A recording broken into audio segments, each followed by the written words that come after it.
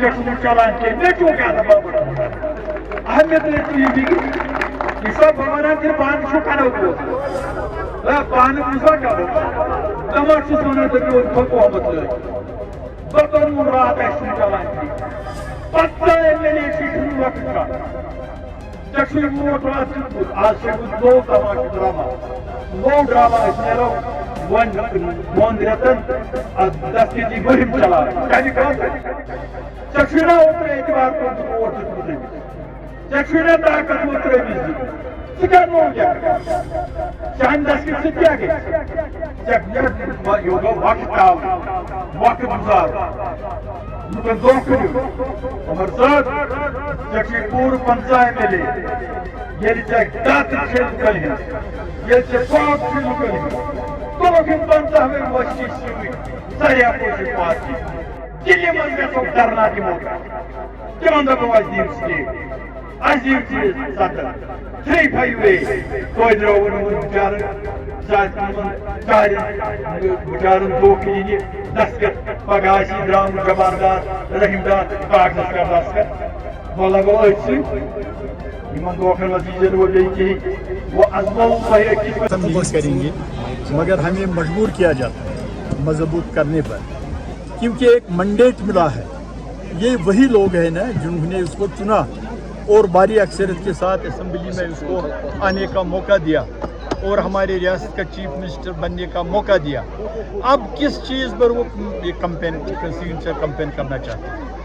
کیا اس کا منڈیٹ غلط تھا؟ اس وقت جو منڈیٹ ہے وہ اس کی نفی کرتا ہے نا، وہ اس منڈیٹ کی بے عزتی کرتا ہے، وہ ان ووٹر کی بے عزتی کرتا ہے جنہوں نے ان کو پاور دیا، منڈیٹ دیا. اس کو چاہے باضابطہ اسمبلی میں ایک ریزولیشن لائے، ایک بل لائے اور امینڈمنٹ کرے اور 370 35A اور اسٹیٹ ہوڈ کے بارے میں جرات مندی کے ساتھ اپنے پاور جو اعتماد آپ کو لوگوں نے دیا اس کا استعمال کرے. یہ جو آپ ہیلا اور بہانہ بناتے ہیں، 1 سال آپ کو گزر گیا اسی طرح کہتے کہتے، ایک 6 مہینے میں 1 لاکھ ملازم، 6 مہینے میں بجلی فیس معاف، 6 مہینے میں اتنا چاول. کیا ہے جو وعدے آپ نے لوگوں سے کیے؟ کہاں ہے وہ وعدے؟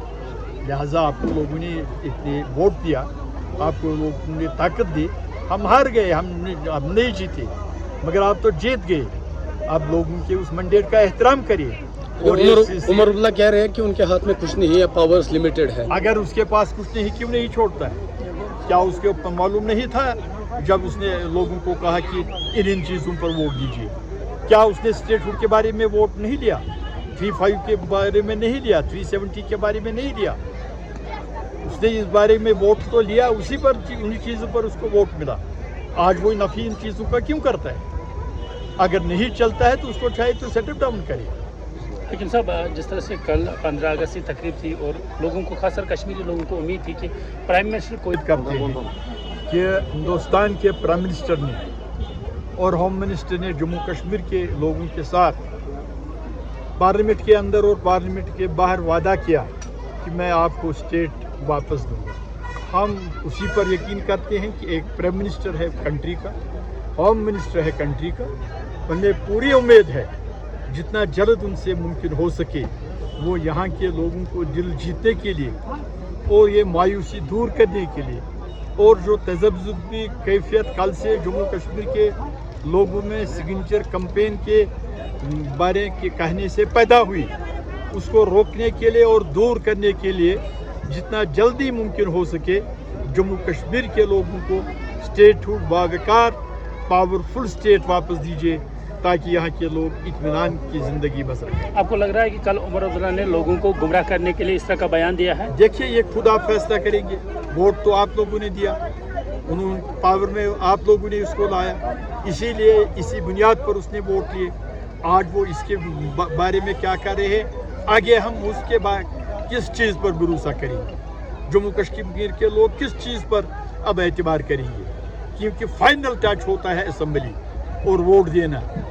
آپ نے ووٹ بھی دیا، آپ اس کے بعد بھی یہ کہتے ہیں کہ سگنیچر کمپین کس لیے؟